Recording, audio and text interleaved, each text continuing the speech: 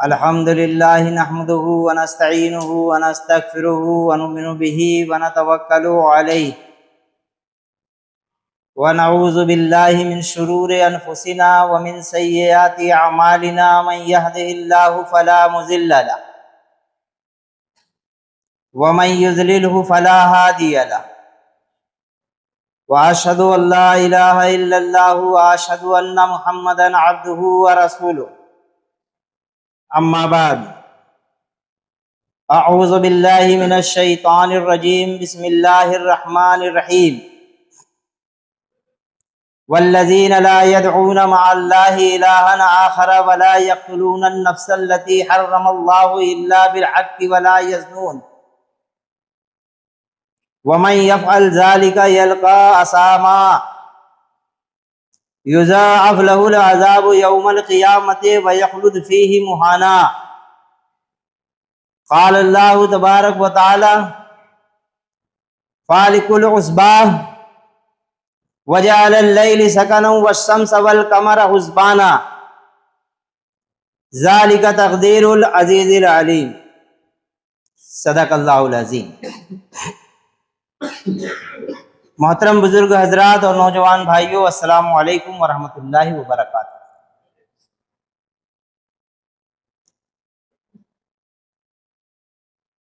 इन्हीं आयतों की तर्जुमानी पिछले हफ्ते भी आपके सामने पेश की गई थी और वारिसीन जन्नत की वो सिफतें जो अल्लाह ताला ने कुरान अजीम के अंदर बयान फरमाई हैं, उनमें से चंद एक आपके सामने बारी बारी करके हमने पेश भी किया। वारिसीन जन्नत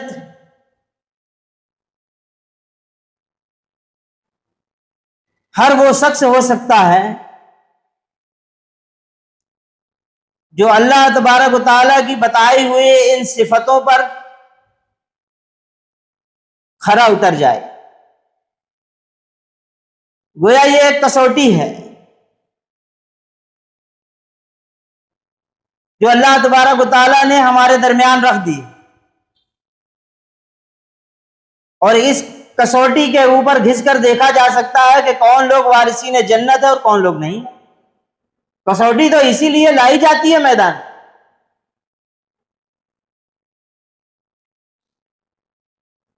कसौटी सुनार के पास होती है। जब हम कोई चीज लेकर उसके पास जाते हैं तो सुनार ये बात हमें अच्छी तरह समझाता है कि हर पीली चीज सोना नहीं हो सकती, इसलिए उस कसौटी के ऊपर वो घिस कर देखता है और फिर वो ये बात हकीकी तौर से हमारे सामने बयान कर देता है कि जो कुछ तुम लेकर आए हो वो पीतल है या सोना है। ये वही कसौटी है जो अल्लाह रब्बुल आलमीन ने हमारे दरमियान रख दी। हर मुसलमान इन सिफतों को पढ़े, समझे और इस पर गौर करे और खुद अंदाजा लगा ले कि वो अपनी जिंदगी में जो कुछ कर रहा है, जो अमल उससे सरजद हो रहे हैं, क्या वो इस काबिल है कि वो वारिसीन जन्नत हो सकता। हर शख्स देख सकता है।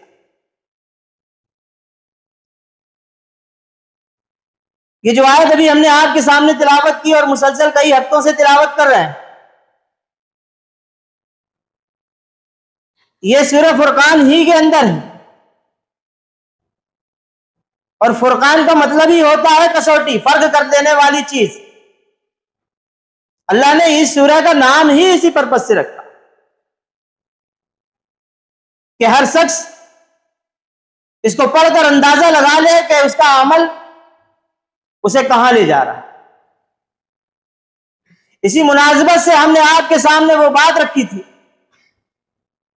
वह खलक़ कुल्ल शैइन फ़क़द्दरहु तक़दीरा, जिसने हर चीज को पैदा किया और उसका अंदाजा ठहराया। अल्लाह तबारक व तआला ने इस जमीन के ऊपर हर चीज को एक अंदाजे के मुताबिक ठहरा दिया है। कोई चीज अपने हद से ज्यादा तजावुज नहीं कर सकती, और अगर वो हद से बाहर जाएगी तो उसका खमियाजा उसे खुद भुगतना पड़ेगा। यही सूरत है तमाम तर दुनिया में इंसानों की कि अल्लाह तबारक व तआला के दिए हुए उसूल और ज़ाब्ते के खिलाफ जब हम कोई दूसरा उसूल और ज़ाब्ता लेकर आते हैं तो वो हमारे लिए वबाले जान बन जाता है, जिसकी तरफ मुसलसल 2 हफ्तों से आपके सामने हमने इशारा किया।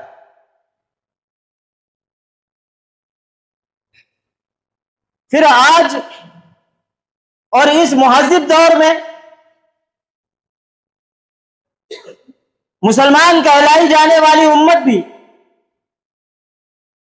उन तमाम तर साजिशों का शिकार है जो बातिल हमारे सामने ला ला कर रखता है नए नए अंदाज।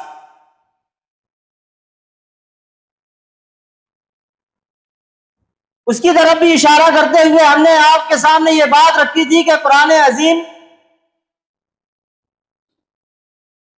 हमें इसलिए दिया गया था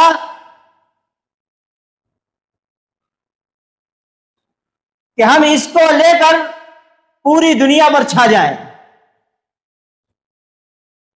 लेकिन हमने इस किताब के साथ वही कुछ किया जो यहूदियों ने हमसे पहले अल्लाह पाक की किताब के साथ कर चुके थे। किताब को टुकड़े टुकड़े कर डाला, पारा पारा कर डाला, फिर चंद एक सूरतों में तब्दील किया और फिर अलग अलग अंदाज में हमसे कुरान को छुड़ाने के लिए और कुरान ही के नाम पर ये चीजें हमें पकड़ा दी। और हमारा अपना अमल यह है कि हम लोग चाहते हैं कि सूरह यासीन को दिन में 4 दफा पढ़कर वारिसीन जन्नत हो जाए। हमारा अपना अमल यह है कि 4 दफा या 5 दफा नमाज के बाद फला फला सूरतों को पढ़ लेंगे, वारिसीन जन्नत हो जाएंगे। फला फला जिक्र और अज़कार में अपना वक्त लगा देंगे तो वारिसीन जन्नत हो जाएंगे। इतने इतने दफा जिक्र और अज़कार में अपनी तस्बीह घुमा देंगे तो वारिसीन जन्नत हो जाएंगे। हम ये समझते, हालांकि अल्लाह तबारक व तआला ने वारिसीन जन्नत की सिफतें बिल्कुल अलग बयान, जिनमें से चंद एक आपके सामने आ चुकी, और अब यह सिफत आपके सामने बयान हो रही है कि अल्लाह के असल बंदे वो लोग हैं, वारिसीन जन्नत वो लोग हैं जो अल्लाह के अलावा किसी और को नहीं पुकारते और अल्लाह की हराम की हुई किसी जान को नाहक हलाक नहीं करते और जिना के मुर्तकिब नहीं होते। इस आयत के अंदर 3 चीजें बताई गई। पहली चीज पर गुफ्तगू हो चुकी। दूसरी चीज जो इसके अंदर फरमाई गई कि वो नाहक हलाक नहीं करते, उसका एक नुक्ता, उसका एक जाविया आपके सामने 2 हफ्तों से हम बयान कर। अरबों के अंदर अपने बच्चों को कत्ल करने की ऐसी संग दिलाना रस्म कायम हो चुकी थी कि वो अपने बच्चों और बच्चियों को जिंदा दफन करते वक्त एक एहसास की लकीर भी अपने दिल के अंदर पैदा नहीं होने देते। और वही चीज आज साइंस के नाम पर हमारे दरमियान लाई जाती है। जो बड़े बड़े साइंसदान हैं, कयास और गुमान पर जिंदगी की बहुत सारी चीजें तहकीक कर करके हमारे सामने ला रहे हैं, उसमें से एक ये भी चीज है कि आने वाले वक्त में ये दुनिया इंसानों से भर जाए। ये घबराहट है उनके। अल्लाह तबारक व तआला ने कहा कि हमने हर एक चीज को अंदाजे के साथ रखा है, ये तजावुज कर ही नहीं सकते। और हम लोग ये बात अच्छी तरह जानते हैं कि साइंस सिर्फ और सिर्फ गुमान पर बात करता है, उसके अंदर कोई हकीकी चीज नहीं होती। इसीलिए उलमाए हक ने हम लोगों को यह बात समझाई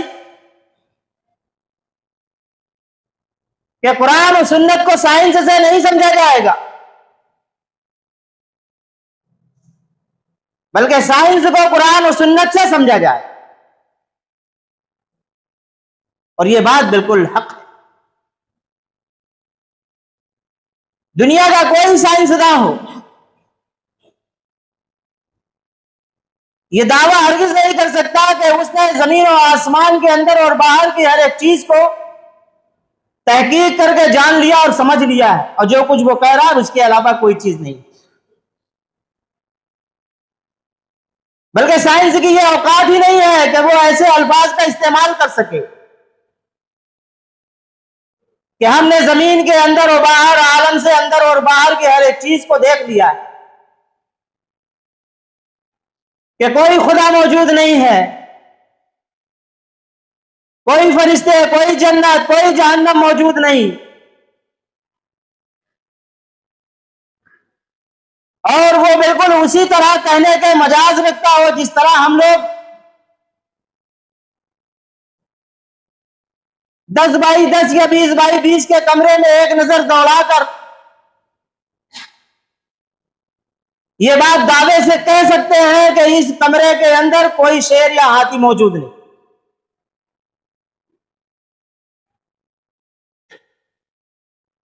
ऐसा कोई दावा साइंस नहीं कर सकती। जब वो ऐसा दावा नहीं कर सकती तो उसके गुमान और कयास को किसी भी सूरत तस्लीम नहीं किया जा सकता, क्योंकि हर आम खदशा है कि उसकी तहकीक बदल जाएगी, उसका नुक्ता नजर बदल जाएगा, उसका जाविया बदल जाएगा। इसलिए उसकी कही हुई बात सही नहीं हो सकती। इसी तरह पुराने दौर की जाहिलियत हो, उनकी बातों को सिर्फ इसलिए कबूल नहीं किया जा सकता कि वो हमारे बाप और दादा थे, वो हमारे असलाफ और बुजुर्ग थे जिन्होंने इन रसूमात को कायम किया। उसे इसलिए तस्लीम कर लेना चाहिए कि ये हमारे अपने खानदान के लोग थे। बुजुर्ग होना, बाप दादा होना इस बात की दलील नहीं है कि किसी गलत बात को तस्लीम भी किया जाए। फिर हम लोग ये बात भी अच्छी तरह जानते हैं कि दुनिया में कभी जमीन के किसी हिस्से पर ऐसा नहीं हुआ कि बस लड़की ही लड़कियों की पैदाइश होती चली जाए, लड़कियां ही लड़कियां पैदा होती चली जाए और निजाम अजदवाज तबाह हो जाए। कभी ऐसा नहीं। पूरे रुए जमीन पर अल्लाह तबारक व तआला अपने अंदाजे के मुताबिक पैदाइश करता है। जहां जितनी जरूरत मर्दों की है, बच्चों की है, वहां पर उतने बच्चे पैदा करता है, जहां बच्चियों की है, बच्चियां, एक अंदाजे के मुताबिक। कभी जंग वगैरह के हालात बनते हैं और उसके अंदर बिगाड़ आ जाता है, तो उसके लिए अल्लाह तबारक व तआला ने कानून बना दिए। उस ज़ाब्ते और उसूल को बुरुए कार लाकर हम उस तबाही से बच सकते।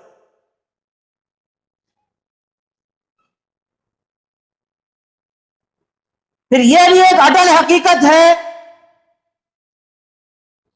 कि इस तरक्की याफ्ता जमाने में भी कोई शख्स ये दावा नहीं कर सकता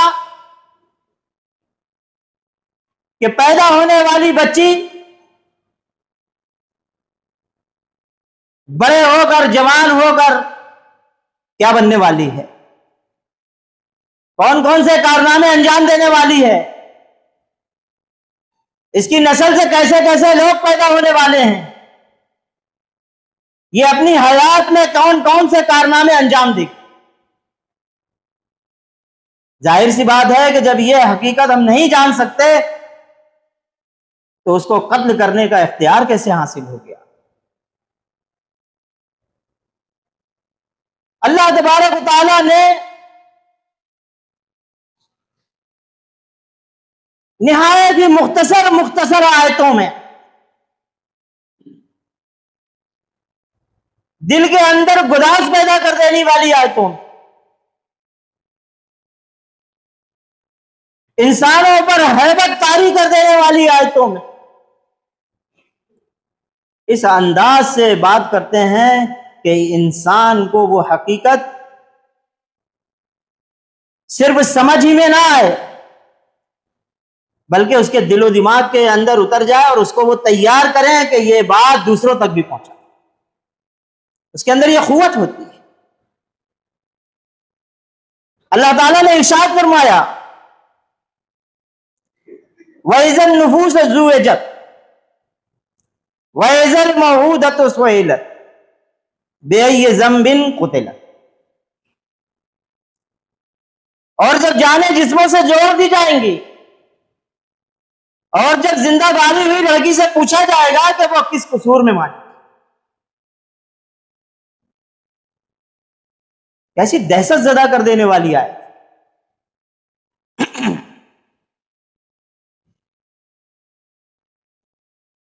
जब ये आयतें नाजिल हुई,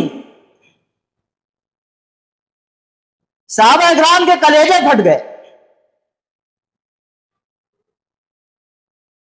अल्लाह के रसूल सल्लल्लाहु अलैहि वसल्लम के पास तशरीफ लाए।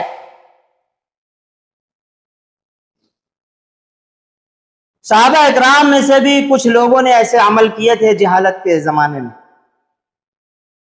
कि उन्होंने अपनी बच्चियों को जिंदा दफन किया था।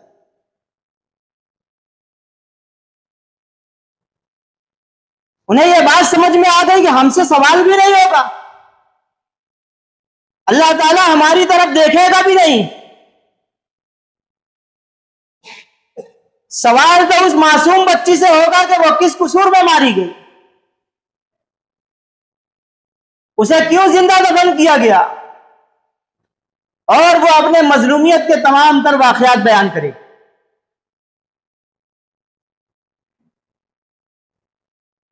एक सहाबी थे, हुज़ूर पाक सल्लल्लाहु अलैहि वसल्लम के पास बैठे हुए,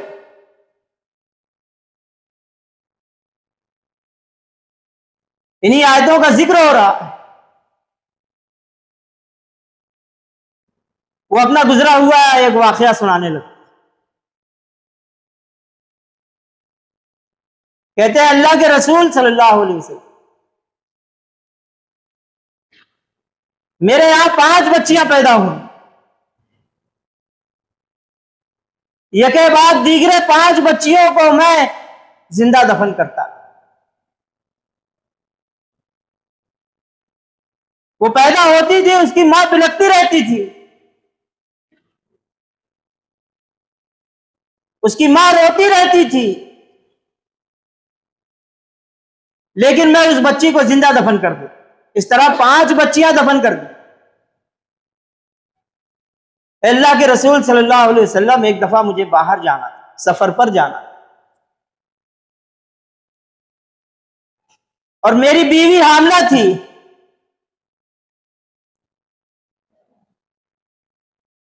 सफर से लौटने में मुझे 3 साल लग गए।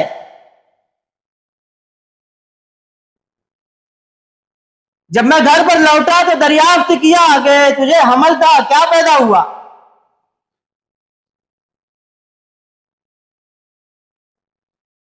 उसने कहा, बच्ची पैदा हुई थी, मर गई, मुर्दा बच्ची थी। खुश हो गया। अच्छा,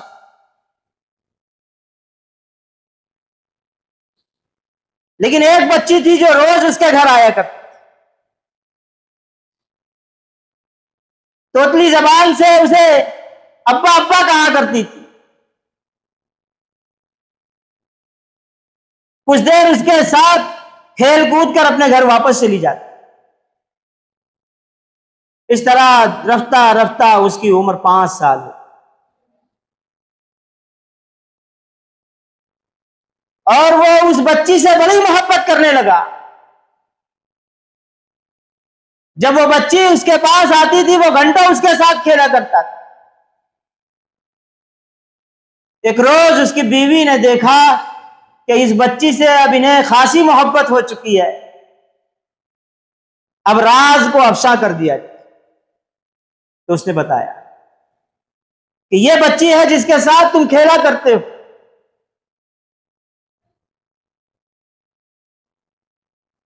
ये बच्ची दरअसल तुम्हारी अपनी बच्ची है।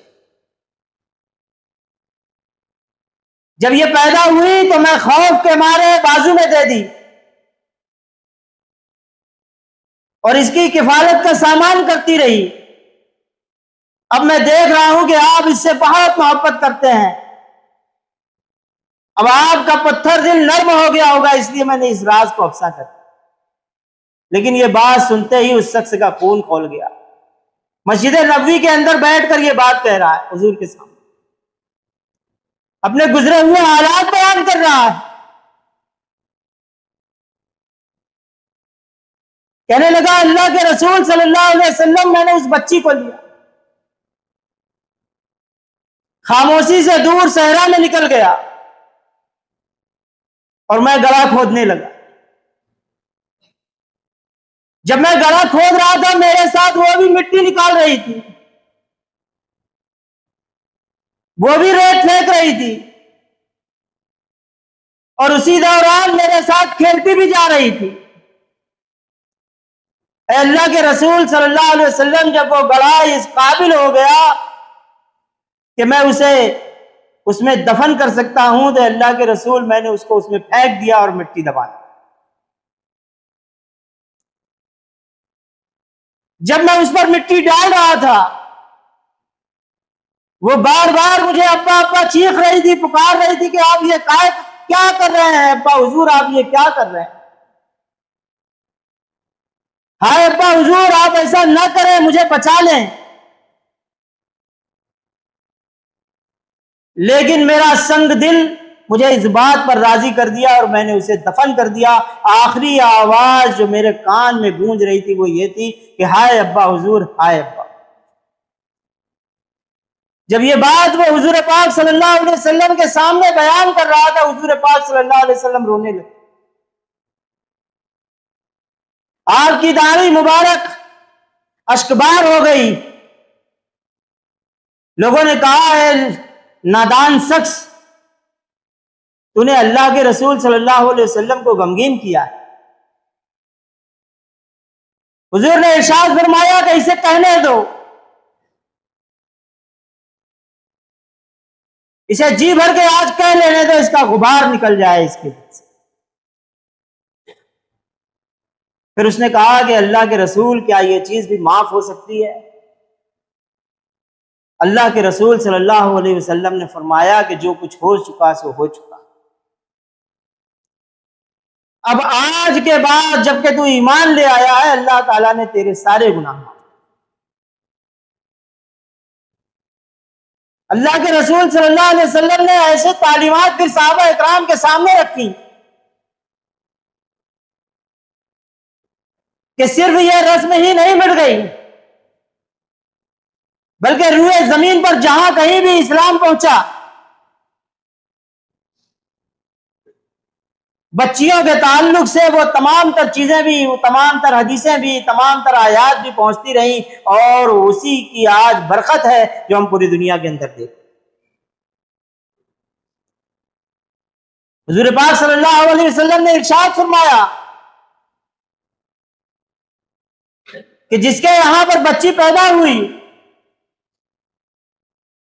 खुशदिली से उसे कबूल किया और लड़कों पर उसे तरजीह नहीं दी, वो उसको जन्नत में ले जाने का सबब बनेगी। एक हदीस में आपने यह बात भी इरशाद फरमाई कि जिसके पास दो बच्चियां हों और वह उनकी तालीम और तरबियत का अच्छा इंतजाम करे, अपने वसात के मुताबिक उनका ख्याल रखे और जब वो बालिग हो जाए उनको निकाह कर दे, तो वो शख्स और मैं जन्नत में इस तरह रहूंगा। हुजूर पाक सल्लल्लाहु अलैहि वसल्लम ने फरमाया इस तरह 2 उंगलियों को मिलाते हुए आपने कि वो मेरा रफीक होगा जन्नत में, ये बच्चियां रफीक होंगी जन्नत में, हुजूर पाक सल्लल्लाहु अलैहि वसल्लम के साथ होने का सबब बनेंगे। एक हदीस में आपने ये बात भी इरशाद फरमाई कि जिसके यहां 3 बच्चियां हों और वो उनकी तालीम और तरबियत अच्छी तरह करे, फिर जब वो बालिग हो जाए तो उनका अच्छा सा देख करके कोई रिश्ता उनका निकाह कर, ऐसा शख्स अल्लाह तबारक व तआला के यहां जन्नत हासिल कर, वो वारिसीन जन्नत होगा। रावी हदीस कहते हैं कि एक शख्स ने फौरन पूछा कि अल्लाह के रसूल सल्लल्लाहु अलैहि वसल्लम जिसके हाथ 2 बच्चियां, हुजूर पाक सल्लल्लाहु अलैहि वसल्लम ने फरमाया कि वो भी जन्नत में जाए। रावी हदीस फिर कहते हैं कि अगर कोई शख्स एक बच्ची के मुतालिक भी उस रोज हुजूर पाक सल्लल्लाहु अलैहि वसल्लम से दरियाफ्त कर लेता तो हुजूर पाक एक बच्ची के मुतालिक भी यही बात कहते कि वो जन्नत में जाए। पूरी दुनिया के अंदर इस तालीम ने वो रहमतें और बरकतें लेकर आई है कि आज भी मुसलमानों के अंदर दूसरी कौमों के मुतालिक बहुत कम, ना के बराबर ऐसी बुराई पाई, लेकिन जिनके यहां भी पाई जाती है वो काबिल मलामत हैं। अल्लाह तबारक व तआला इनसे हरगिज बात ना करेगा। इसकी और भी तसरीह मुमकिन है और आगे हो सकती है, लेकिन चूंकि वक्त ज्यादा हो गया हम अपनी बात को यहीं पर रोक देते हैं और इंशाअल्लाह अब आने वाले वक्त में जो इसका तीसरा टुकड़ा है, तीसरा हिस्सा है कि वो जिना के मुर्तकिब नहीं होते, इस पर बयान होगा। रब्बना तक़ब्बल मिन्ना इन्नका अंतस समीउल अलीम व तुब अलैना इन्नका अंतत तव्वाबुर रहीम व आखिरु दावाना अनिल हम्दुलिल्लाहि।